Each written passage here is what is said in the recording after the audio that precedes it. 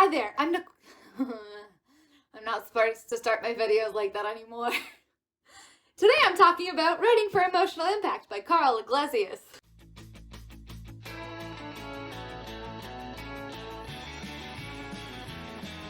So I am so excited to be talking about this book because out of all of the craft books that I have read recently, this is by far my favorite.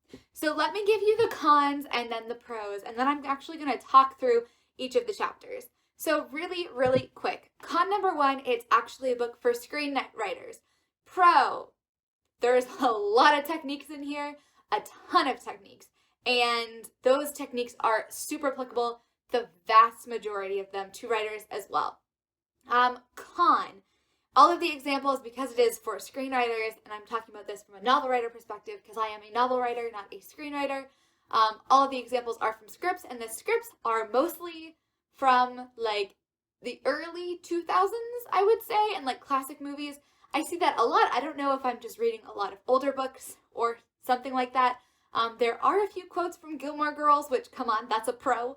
But most of the movies I'd like heard of, but hadn't actually watched. If you're more of a movie buff, you probably have seen those movies, and they were all really like interesting examples.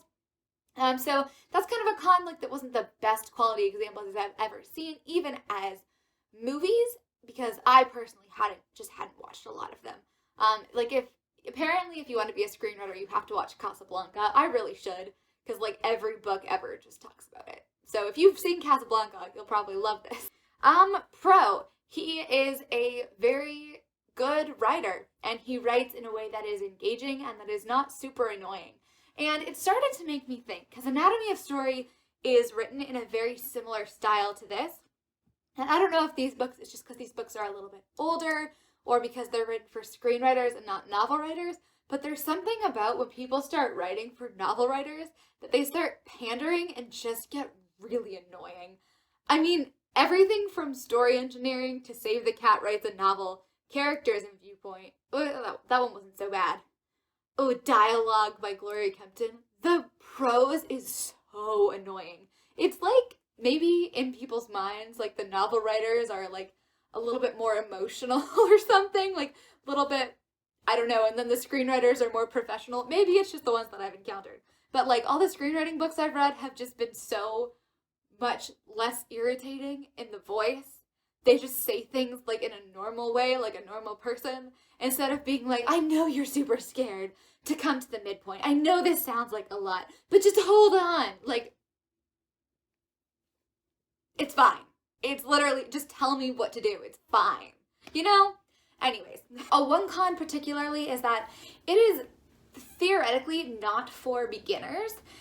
He does say that you should read other books, like books on structure and stuff. And he theoretically assumes a bunch of familiarity with writing techniques. However, he actually still covers the basics in a way that I think is fine. Maybe I'm just saying that because I've read a lot of those basic books already. Maybe it shouldn't be the first craft book you ever read, but like I started with The Anatomy of Story, and I think I turned out fine. So you could totally start with this book. It doesn't talk about story structure as much. I think that's his problem. Like, you need to be familiar with story structure and the basic ways to develop a character. So maybe read one book before this one, but I don't think it's that advanced that you couldn't understand what it's talking about, because it's not like it's confusing. It's just a lot to think through, you know? The pro is that it's not written for beginners. Woohoo! Yes. So it has new stuff that I haven't heard before, and that is the biggest pro ever. I had those wheels turning in my head as I was reading it, like, oh, this is good for my story. I highlighted so many things. Unfortunately, because it's a PDF on Kindle, it's highlighted like in the highlights thing. It doesn't have the actual text. It just has a bunch of numbers and weird text, but you know, there are worse things. At least I can still find them. I was highlighting a ton. I was getting tons of ideas. That's what I want for a craft book. I want it to re-energize me and make me excited to get to writing my own story and excited to put all the techniques in and just brainstorming my head off as I did it. So I thought it was absolutely great, and now what I'm going to do is I am going to walk through the table of contents and talk about each chapter as it goes, so you can have an idea of the content that is in this book. So, chapter 1 is the introduction, the emotion delivery business. And this is basically delivering the primary ethos of the book, which is that a story isn't necessarily about having a beginning, a middle, an end, and a midpoint, and a blah, blah, blah, blah, blah. It's that it's an emotional delivery. A writer is in the emotional delivery business. And I love that ethos. It's basically talking about how important it is that every aspect of your story drives feelings of emotions in the viewer, and that not only are you thinking of your character's emotions as you're writing, but also of your readers or viewers or whoever's readers, actually, in both contexts, emotions. And I really loved that perspective, because that isn't one that I've read before, of thinking of, okay, I'm crafting an emotional experience. Obviously, you think about what emotions you want to draw out, but I thought that that was a really interesting and important thing to point out. Your character's emotional journey versus your reader's journey, and keeping them both in your mind at the same time. And as much as you're crafting your character's emotional journey, you're also crafting your reader's. Is that not great? I love that. Chapter 2 was called The Reader, Your Only Audience.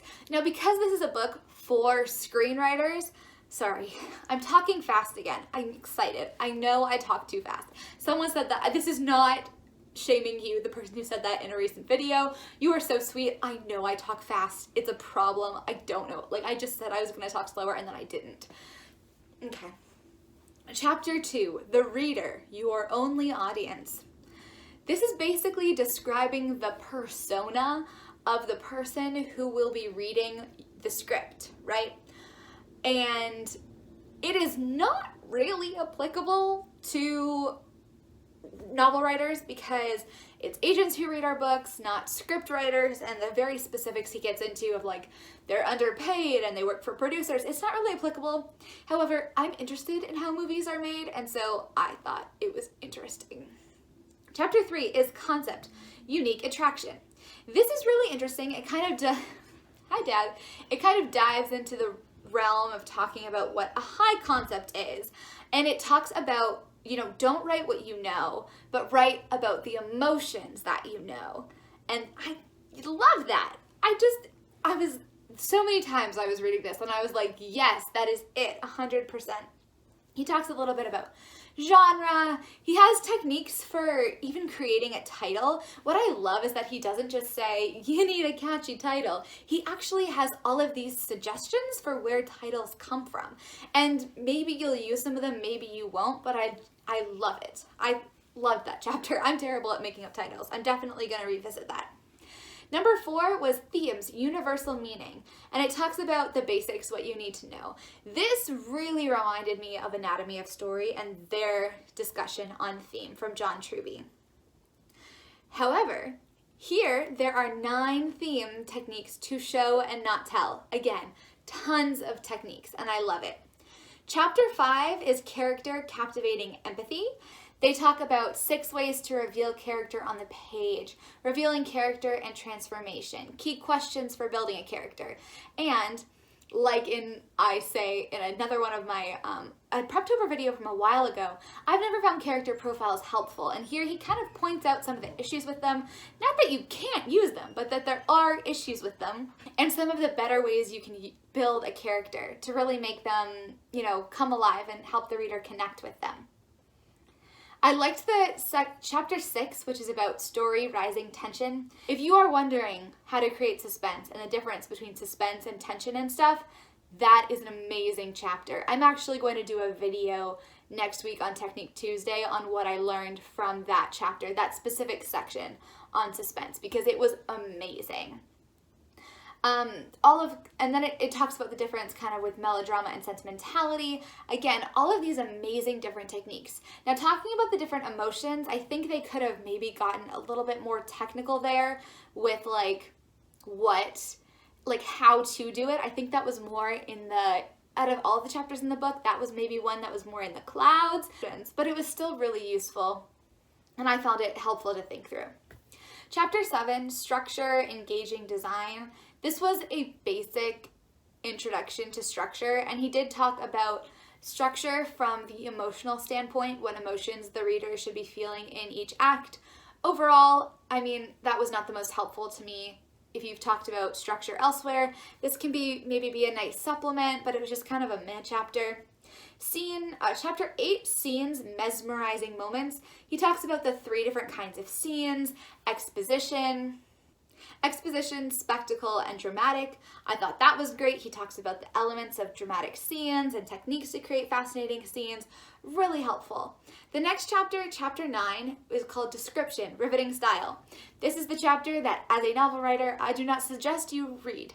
It is interesting to hear, however, a lot of the tips I think are very specific to screenwriting, and if you are new to novel writing, I would maybe give this chapter a little skip because you might get confused, because there are definitely things in that chapter that, like, he even says, if you're writing a novel, this is fine. If you're writing for a script, it is not fine. So if you're a novel writer, you can read it for interest's sake if you want, but that was the chapter that I found the least helpful overall.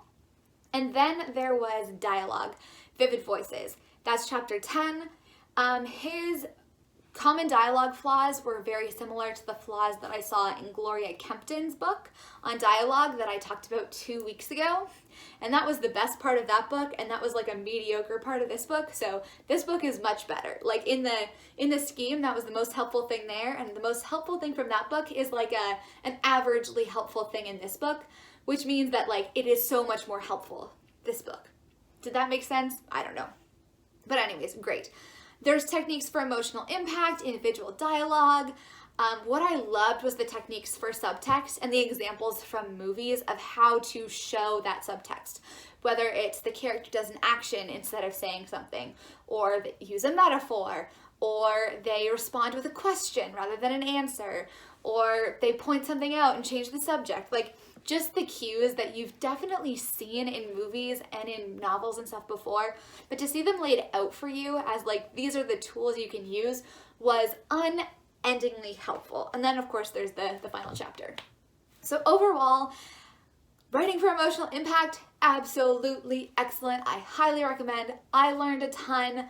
If you are looking for a book that focuses a ton on, let's say, only building characters or only setting or only like structure and plot, this is not the book for you. If you are looking to take those things kind of a step further and you are interested in maybe more of a broad overview of those topics from an emotional standpoint, or if you're looking for how to make your stories hit harder emotionally, how to lighten them up, yeah, I 100% recommend it.